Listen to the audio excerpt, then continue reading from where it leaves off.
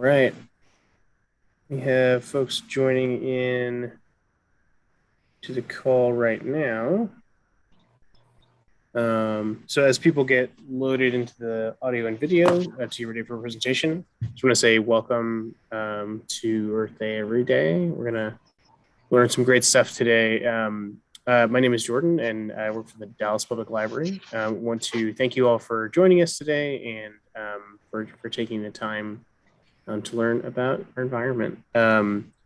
Just to start us off, I want to say that your microphones and cameras are disabled. That's so we can focus on the content our speaker is going to provide for us today. So if you do have any questions for her, you can put them in the chat box and we'll get to them at the appropriate time for that.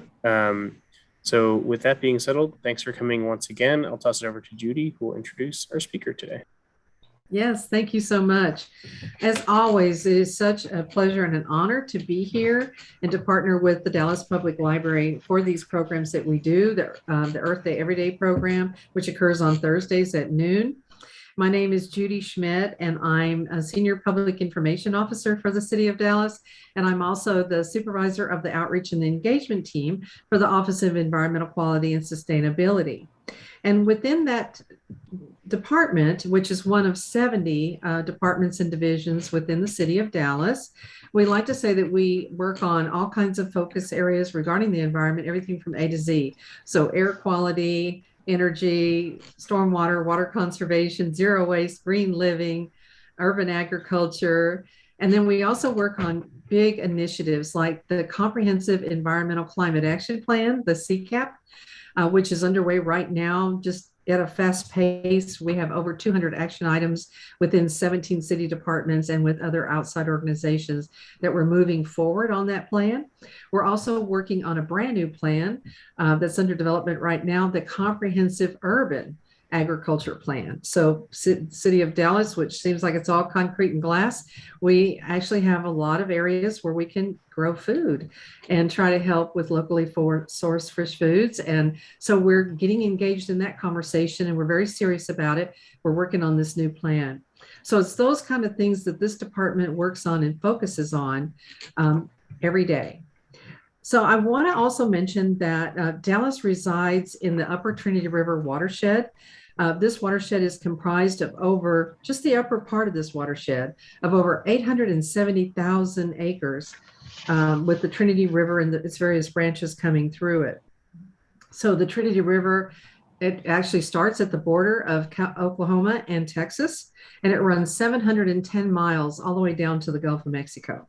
So if you're wondering, why are we so interested in the National Oceanic and Atmospheric Administration, what they do? Why are we so interested in oceans? Well, here's just a little bit of a preamble before Claire starts talking to you and really bowls you over with all her fabulous information and pictures. So the ocean really is right outside our door. And I like to sometimes think about Toni Morrison. She's a fabulous author who wrote Beloved and won a Pulitzer Prize for that book, Beloved. And she has a favorite quote, and it said, "All water has a perfect memory and is forever trying to go back to where it was."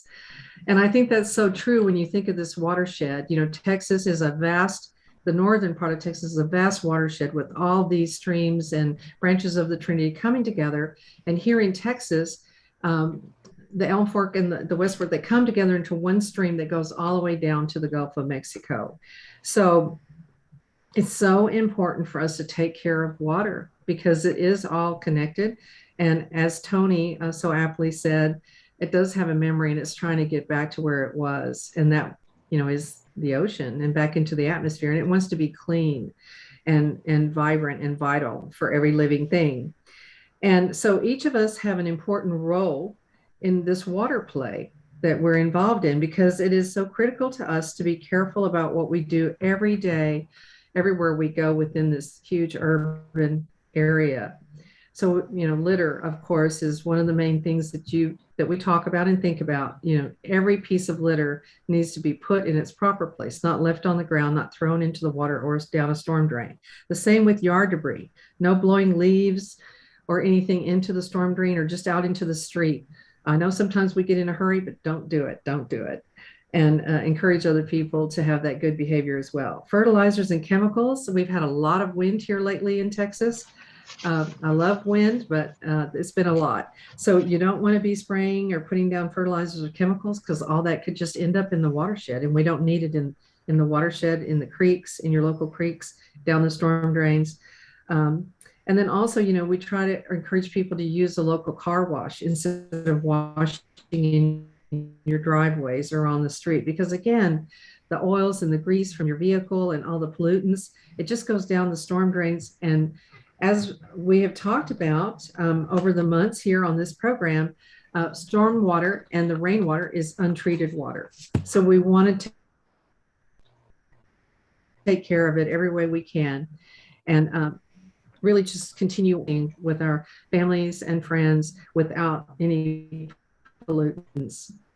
So today's program continues the theme of connecting communities to water, promoting good environmental behaviors, plus we learn about some amazing underwater parks. Just a fascinating topic that maybe most of us don't ever think about on a regular basis. And these are all off the coast of the US.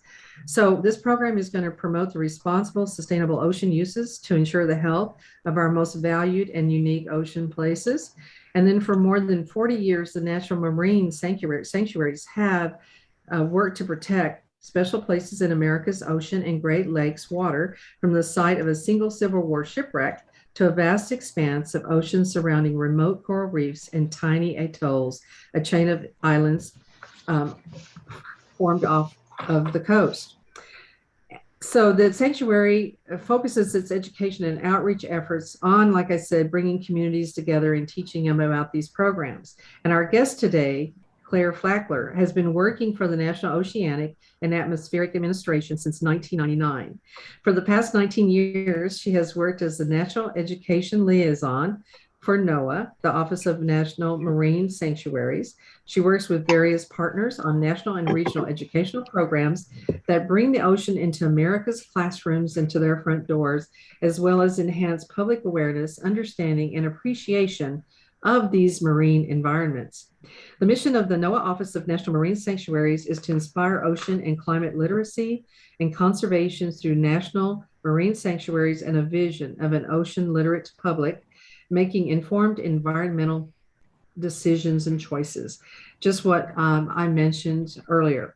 Claire is a certified interpretive guide, or SIG, and a SIG trainer, as well as a recent University of California climate steward. At the end of the presentation, we'll take questions. And with that, I'm going to hand it over to our very special guest speaker, Claire Flackler. Thank you and welcome. Thank you so much. I'm pleased to be here. Well, since your series is celebrating Earth Day every day, I agree. Here at NOAA, the National Oceanic and Atmospheric Administration, we like to celebrate Earth Day every day as well. So there I am. I'm going to give you a presentation about celebrating 50 years of ocean conservation and stewardship. So I'm the National Education Liaison and the National Volunteer Coordinator for America's Underwater Treasures. So 50 years, back in 1972, Congress passed some incredible, significant environmental laws that have really transformed our country. These laws include the Clean Water Act, the Marine Mammal Protection Act, the Coastal Zone Management Act, and also the National Marine Sanctuaries Act. So 4 pieces of significant legislation to guide us through ocean and conservation over these last 50 years. So with National Marine Sanctuaries, our campaign for 50 years is Save Spectacular. So we're celebrating 50 years of these underwater treasures around the United States. This picture is actually from the Flower Garden Banks Sanctuary, which is off the coast of the Texas-Louisiana border. And I'll tell you a little bit more about this and many of our other sites.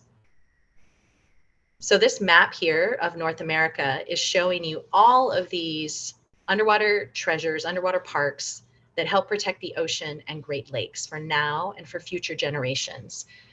So 50 years ago, the United States ushered in a new era of ocean conservation by creating this National Marine Sanctuary System. And since its inception, we've grown to a nationwide network of 15 national marine sanctuaries and 2 marine national monuments. And we conserve more than 620,000 square miles of these spectacular ocean and Great Lakes areas. This is an area that's larger than the state of Alaska. So each of the white dots on the map represent one of those national marine sanctuaries. And then we've got these triangles sort of on the left side of the map that represent the monuments. And then what are these yellow boxes? They actually represent proposed underwater treasures. So this is where communities have come together and said, hey, we think we have special ocean or Great Lakes environment that needs to be protected now and for the future. And you can see that there's several of them that are under that designation of being considered to be included in the sanctuary system. So let me give you a quick visual tour of these special places. I'm going to start in the Pacific Northwest off of Washington State. Our Olympic Coast, this area is very special. It's not only a national marine sanctuary, it's a national park. And you can see, it's on the rugged Olympic Peninsula coastline. It covers much of the continental shelf and several major submarine canyons. It's in a productive upwelling zone. And you can look at all these beautiful anemone there in a tide pool. Now we're going to skip Oregon because currently there isn't anything in Oregon, but there are 4 of these national marine sanctuaries off the California coast, a very progressive state when it comes to ocean protection. So starting north of San Francisco, we've got our Cordell Bank site. This is basically an underwater mountain that is just full of biodiversity. It's entirely offshore. It protects soft seafloor habitat, a rocky bank, deep sea canyons, and communities of wildlife throughout. If you move just a little bit south, kind of off of the San Francisco area, and the Farallon Islands is our Greater Farallon site. This is where the sisterhood of great white sharks live, and we've got lots of pinnipeds like these northern elephant seals, and full of life. Moving further down the coast, a site that many people get to because this is one of our country's largest national marine sanctuaries. It is the largest in the continental United States. We have one bigger that's in South Pacific, in an American territory. But the Monterey Bay National Marine Sanctuary, it is goes to mean high tide. So if you're going to the Monterey Bay Aquarium and you're walking along the beach and the rocky shoreline there, you're in one of our national marine sanctuaries. There's deep submarine canyon there that's part of the boundaries, and just lots of wildlife and healthy kelp forests. Moving just a little further south off of the Santa Barbara, Ventura County area are the Channel Islands. And these are, like the Galapagos of North America. There's more inhabitants that lived on the Channel Islands over 13,500 years ago than are there today. And it is part of a major upwelling area that's full of life. Now I'm going to take you on this tour to the Pacific Ocean near the Hawaiian Islands. This is one of the monuments, the Papahanaumokuakea Marine National Monument, and it's in the northwestern Hawaiian Islands of the Hawaiian Archipelago, and it is one of the world's largest conservation areas. So the offices are based in Honolulu, Hawaii, but this actual location is way in the northwestern Hawaiian Islands.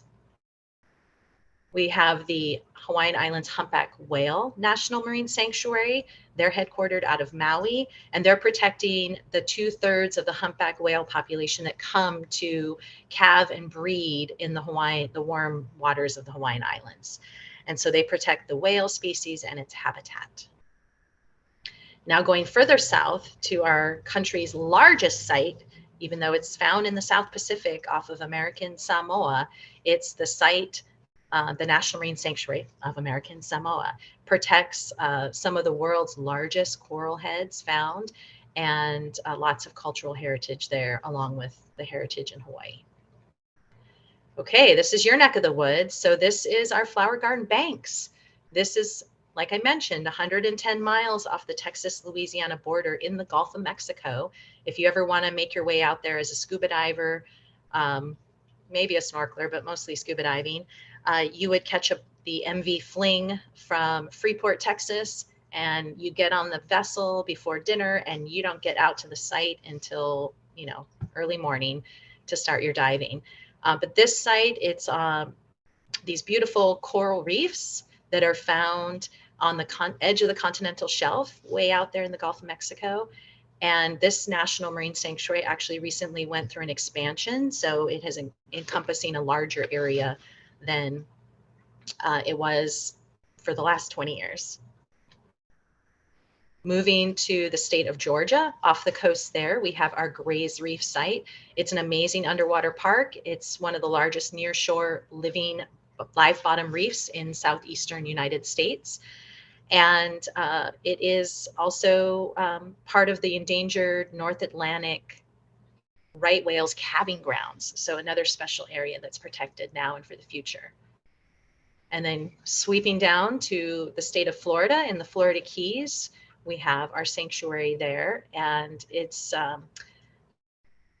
we'll talk about some of the issues facing the ocean, but in the Florida Keys, there's been just massive issues with the coral reefs, and there's been a big effort in the last few years or even longer to restore 7 iconic reef sites in the Florida Keys by establishing new coral reef, by using these coral nurseries and replanting and outplanting the healthy coral to these areas that are devastated and no longer have coral.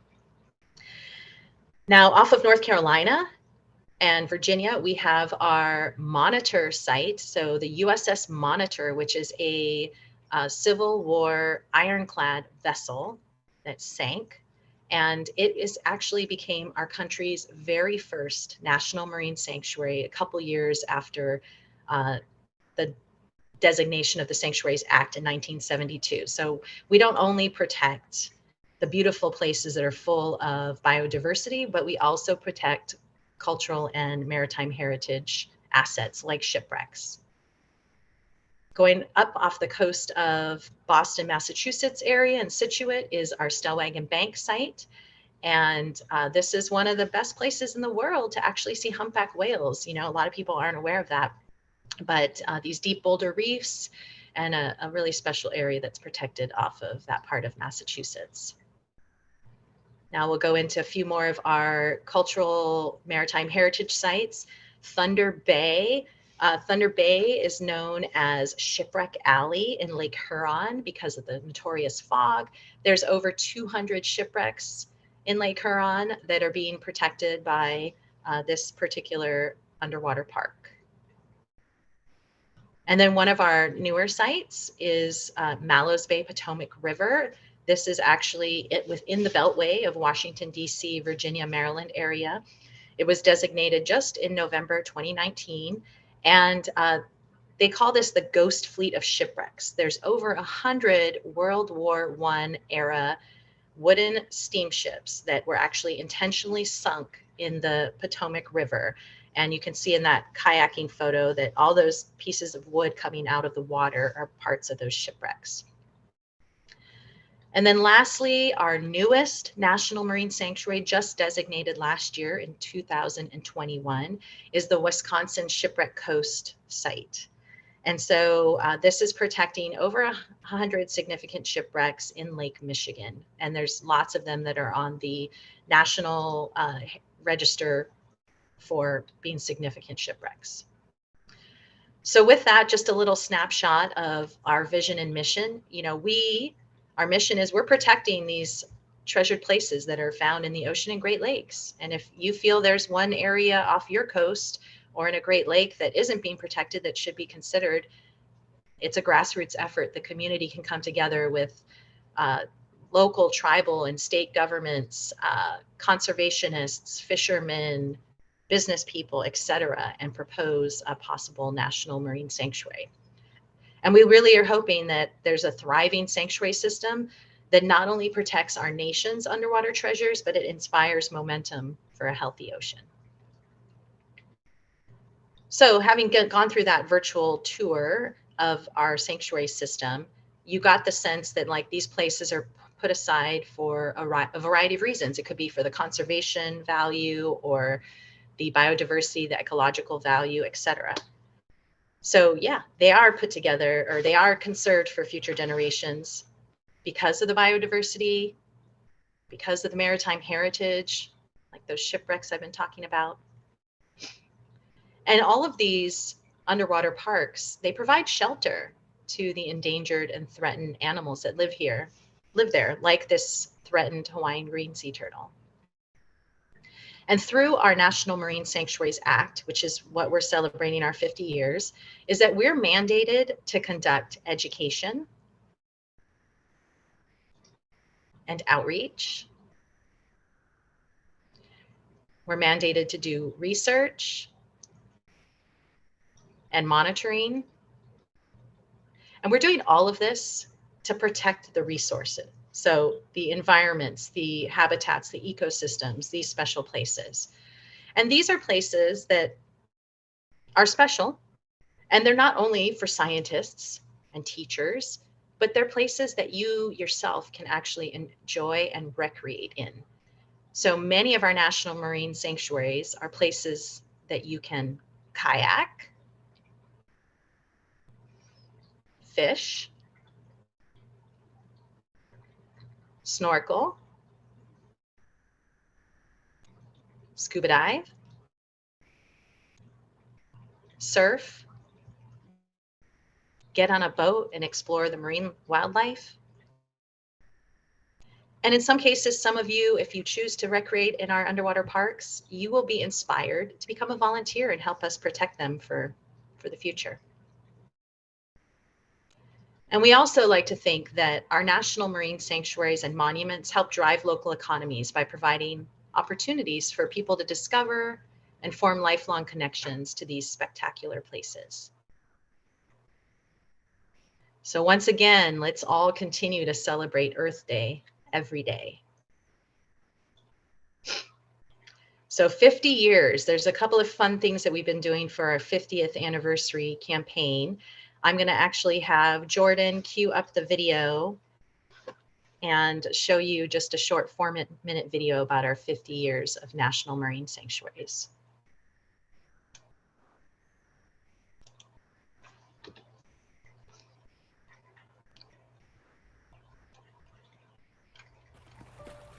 Okay, are you ready? Yeah, let's go.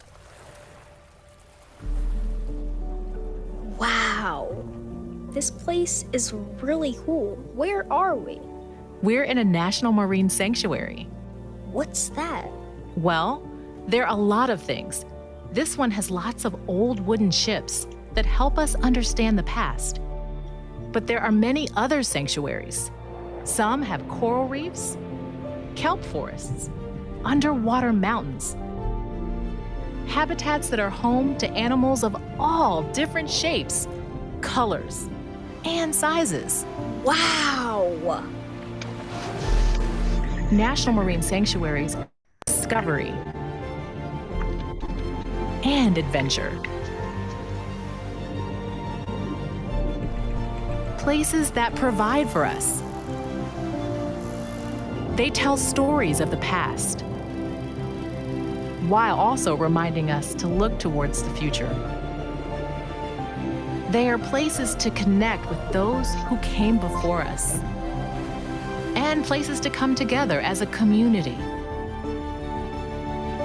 National Marine Sanctuaries are ours to protect and share. And boy, are they spectacular. So these places are really special. That's right. And they need our protecting. But why? You know, Earth's climate is changing rapidly, and the ocean and Great Lakes face more and more challenges every day. Corals are dying, kelp forests are disappearing, and invasive species have overrun ecosystems. But one thing is for sure, we aren't giving up.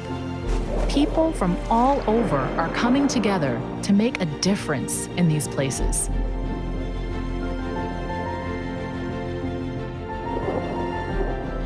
NOAA's Office of National Marine Sanctuaries now protects 15 marine sanctuaries and 2 marine national monuments, and the possibility of more to come as people all across America seek to conserve and protect even more of the special underwater treasures that they depend on and love, to make sure that one day everyone has a chance to experience these spectacular places. Mom, thanks for showing me this place. I can't wait to visit more national marine sanctuaries.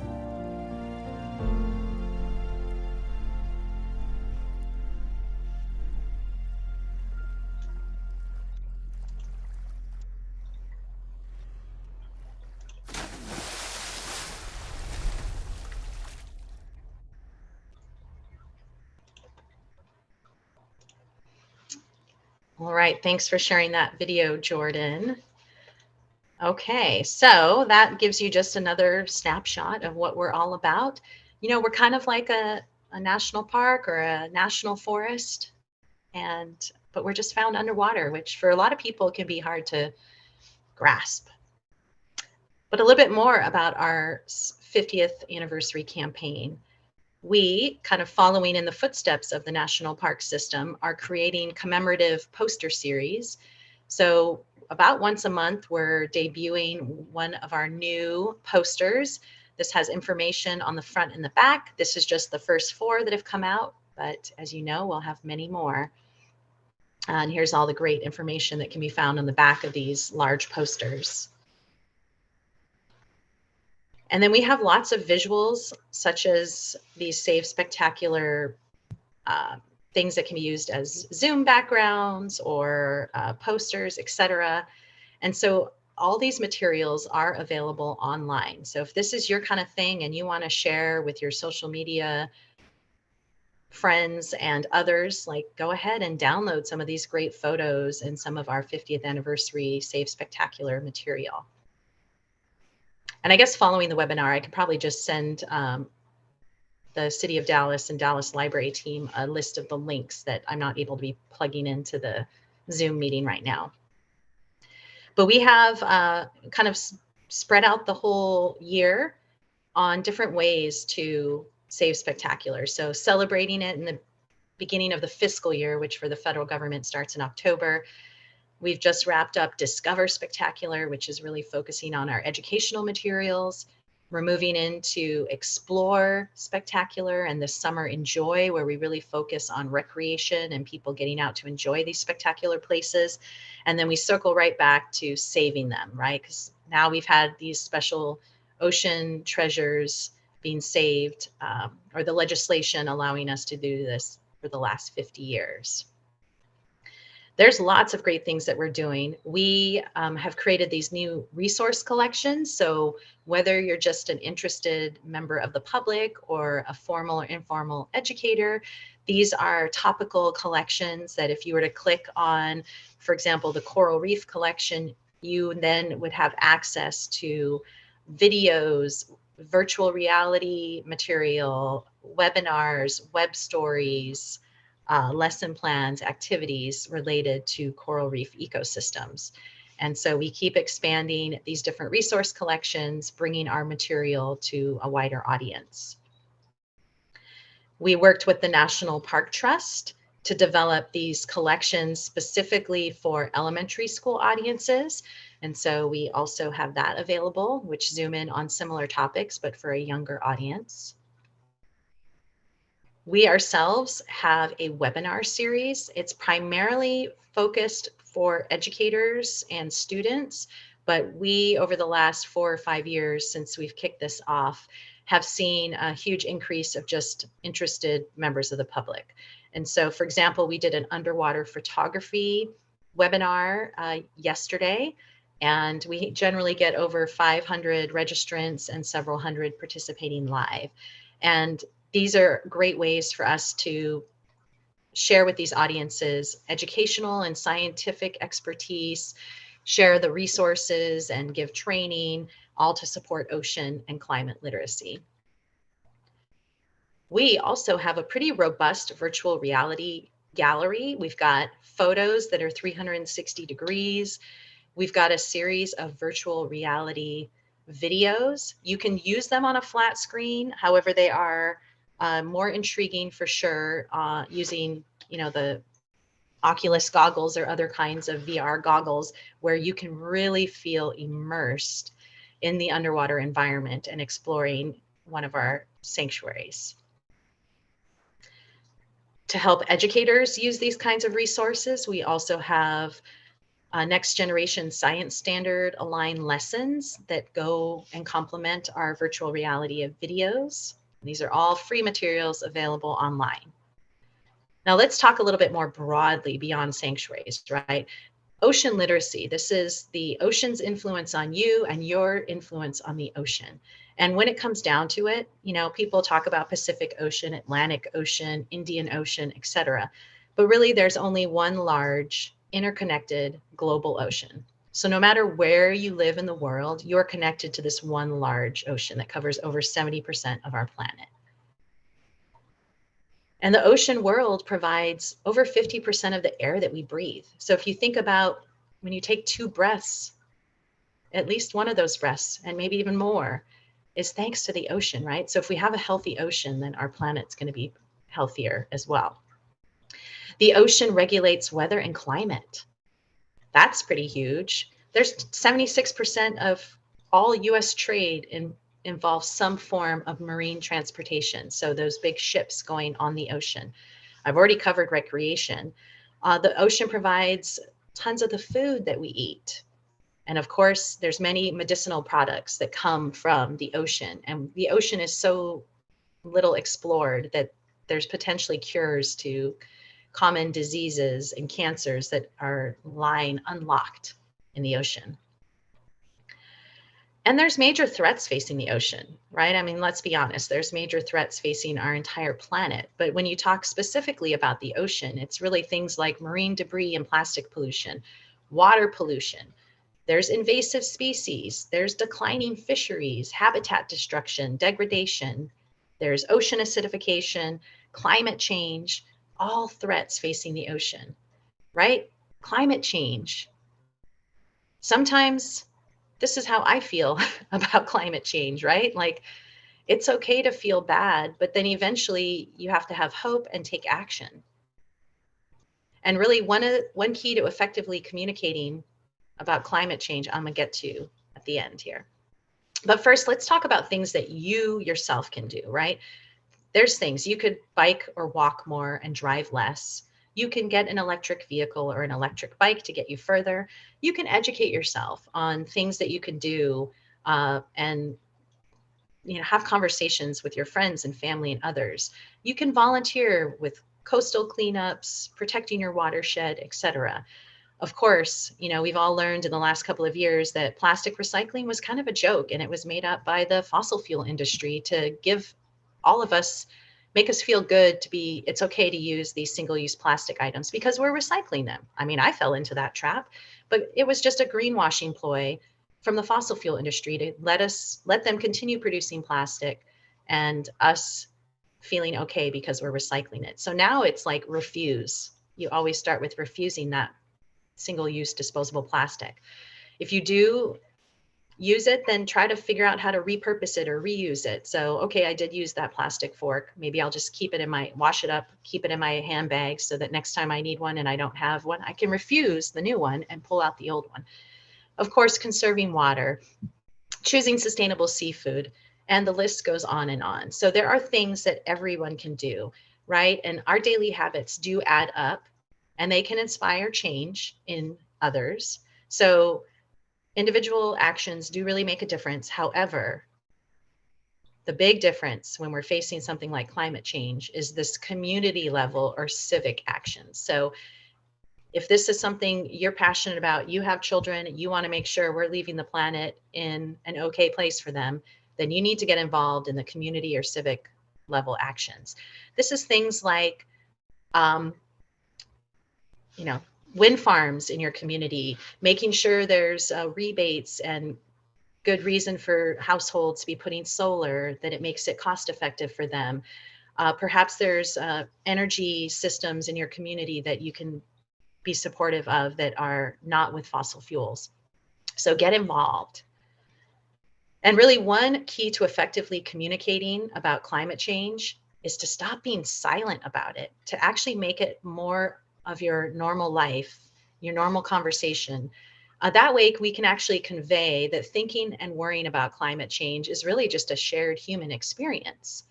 And we can normalize climate change, and it can be part of the solutions if we're talking about it, right? Because then there will be some actions, and we can hold our lawmakers to ensure that we make this change. So think about using your voice. Here's one young gal, you may or may not be familiar with, Greta Thunberg from Sweden. She, several years ago decided to just be one 13-year-old girl using her voice and taking every Friday off from school and sitting in front of the Swedish parliament to say, like, we need to be doing something about climate change. She has now, she's pretty much a world recognized name, and she's woken up the youth to get involved. And that's one person using their voice. Let's talk about coral reefs, because your closest national marine sanctuary to Dallas, Texas is our Flower Garden Banks site. And that's a healthy coral reef ecosystem. So a lot of the same things I already covered with how to help the ocean and protect the planet are the same things you need to do to protect coral reefs, like choosing sustainable seafood, conserving your water, getting involved as a volunteer. But then there's other things, practice safe boating, check your sunscreen to make sure that the active ingredients aren't things that can kill off coral. Don't send chemicals into our waterways. Some of this was covered in the introduction. So it's great, you can do your part. Invasive species like lionfish, back, 20 some years ago, they believe that some aquarium owners decided to dump their little aquarium lionfish into rivers of the ocean. And now in Florida and the Flower Garden Banks and all kinds of places in the Caribbean are being invaded by lionfish. They're beautiful fish, but they don't belong in these parts of the global ocean. They're voracious eaters, and they will out-eat all of the native species that can be found on a coral reef. So if you look at the bottom of the impacts, there's like a little infographic of a healthy reef ecosystem before the invasion of lionfish, and then after. You don't see any of those species that are meant to be in that part of the reef. And of course, the coral is impacted as well. I mentioned plastics in the ocean. Microplastics. We're finding microplastics in the air that we breathe through the microfibers that, best idea, like wonderfully responsible companies like Patagonia that had the best intent and started recycling plastic water bottles to make fleece clothing and such, have also now studied the impacts that when you wash those in a washing machine, you're actually washing tens of thousands of little plastic microfibers that aren't getting caught in our systems and then are getting put out into the ocean.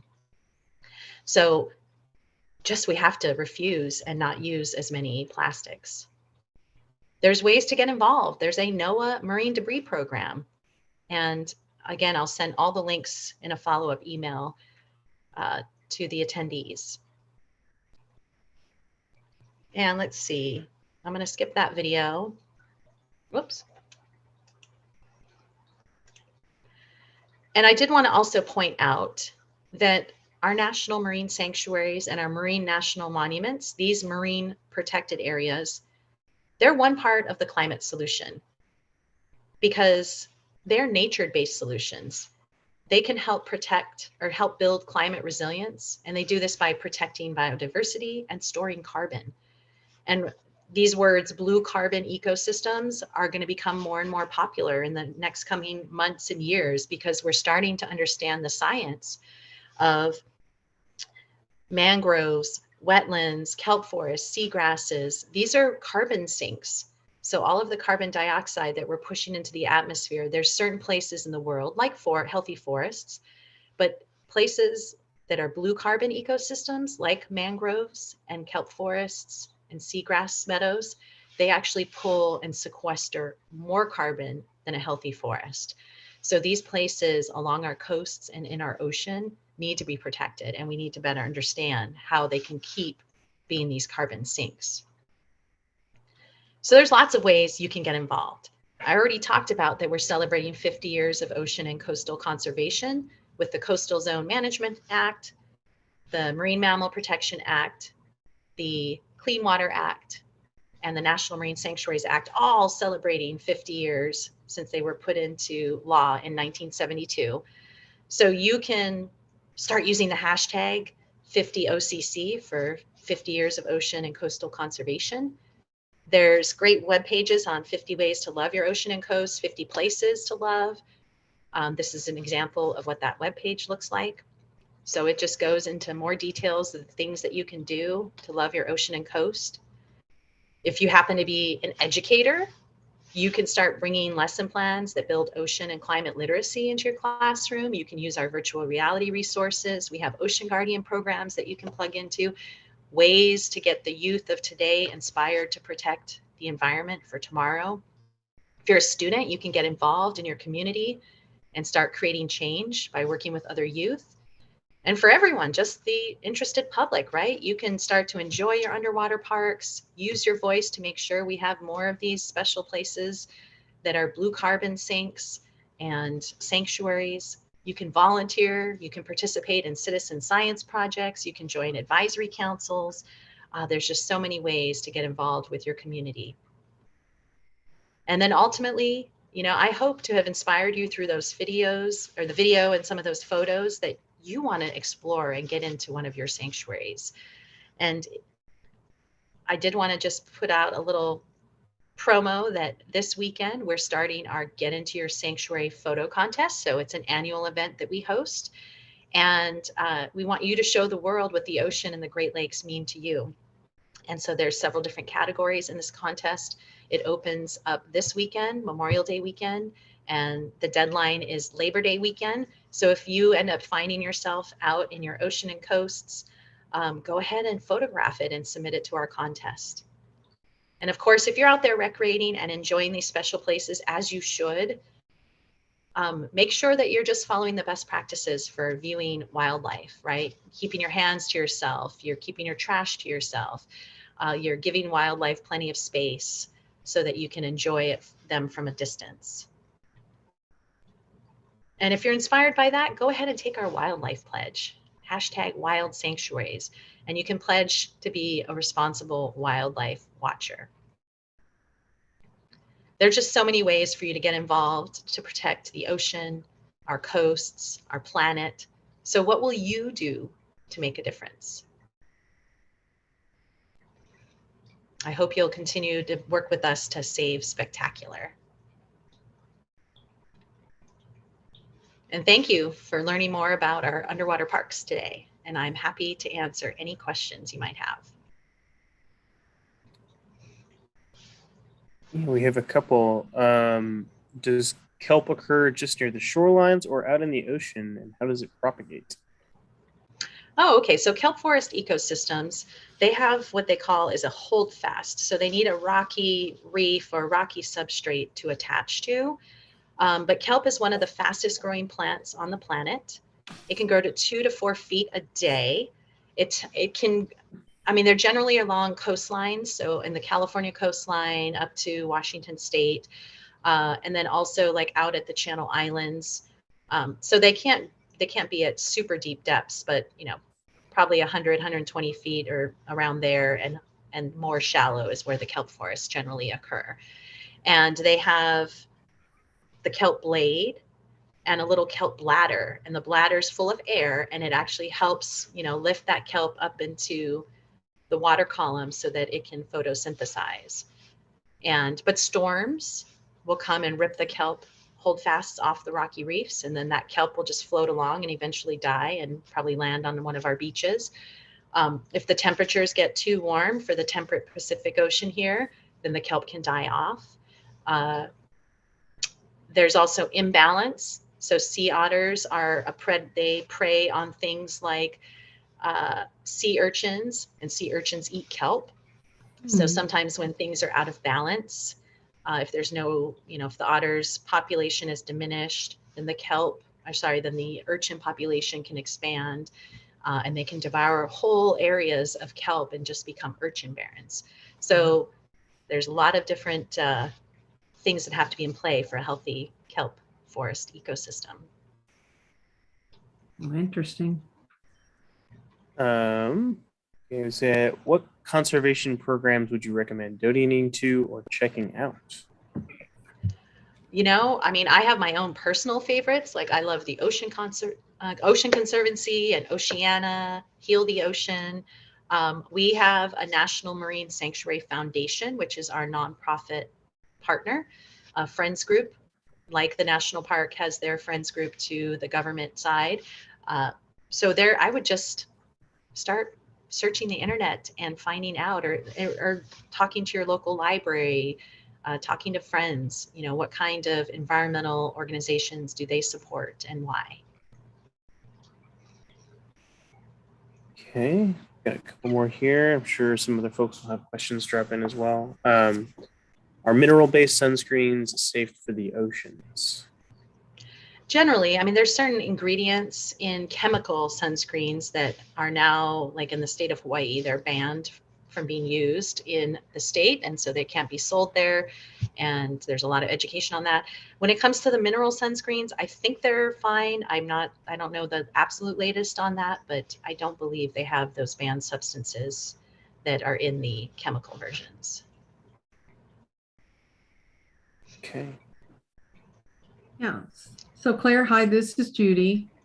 I'm not able to turn my camera on now. I don't know why, but that's okay. You can hear me, right? Yeah. So it just explained to us again, if we want to visit one of these beautiful sanctuaries, walk us through the process.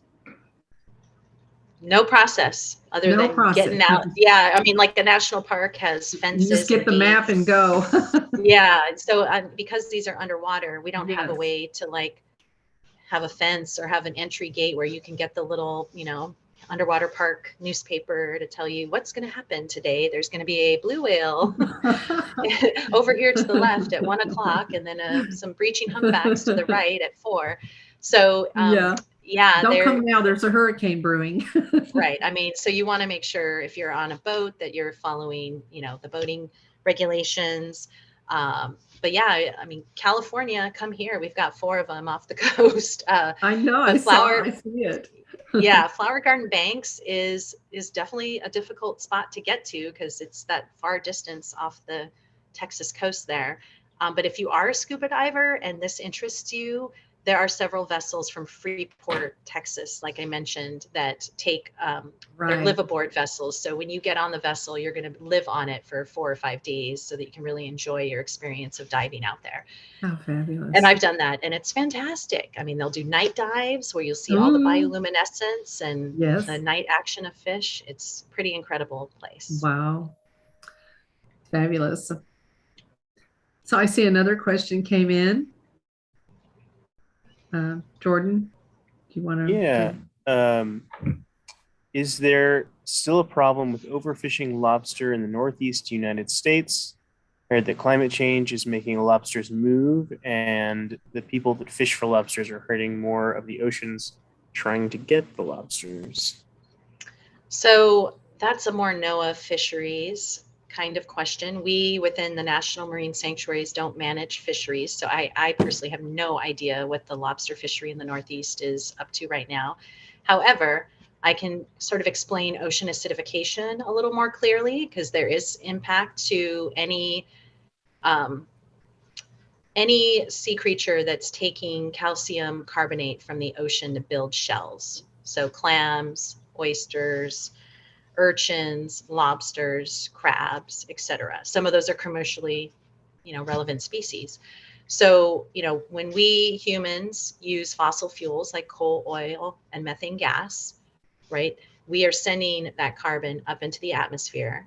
And I mean, when it comes to climate change, it's real, it's happening. 98% of climate scientists around the world agree that it's human caused. So we just are now on the solutions, and we have a lot of the solutions. We just need to get our government on board and our communities on board to do something about it, and quickly. But when we get those carbon dioxide into the atmosphere, and then a bunch of it gets absorbed into the ocean. What it does is the chemistry changes and the ocean gets more acidic. It's not going to become an acid, but the pH does change. And then the shell creatures that are using the calcium carbonate from the water and the argonate are having a harder time getting that mineral or that chemical from the ocean. And so it's making them potentially thrive less. So hopefully I did an okay job explaining the basics of ocean acidification. Yeah, it's just so fascinating just, hearing you talk about how, they're finding out about the mangroves and the kelps and how kelp forests and how important all that really is, the symbiotic relationship that all of that has to the planet. And it just, so many things can impact it, all these different areas. So it's just amazing to me how it all interplays. I didn't know until, I hate to admit it, until fairly recently that the ocean generates, absorbs carbon and generates, oxygen. And just, I never thought about it, before. So, yeah. All right. Any other questions? That's it for now, unless somebody wants to sneak a last one in here. While that's the case, I'll just take the opportunity to say thanks, Claire, for joining us today to share some excellent knowledge. I think I would say level expert knowledge is definitely something that our audience is always looking out for. Here's Yvonne. Do we have a chance to win over microplastic? Microplastic's a huge issue. Let's talk to the NOAA Marine Debris Program about that and how we can sort of fight that battle. But yeah, the more we can use less, refuse, repurpose, the better. Right. Yeah, that's right now, that's probably the best each one of us can do. Yeah. Well, thanks for your time. I'm so happy to have some of you here, and hope you learned a little bit about America's underwater treasures and things you can do to protect our ocean and coasts. Yeah. Thank you again. Thank you, Judy. Thank you, everybody, for joining us today. Thank you. Thank you so much, Claire. All right. Take Thanks, care. Judy. Thanks, Jordan. Have a lovely weekend. Bye.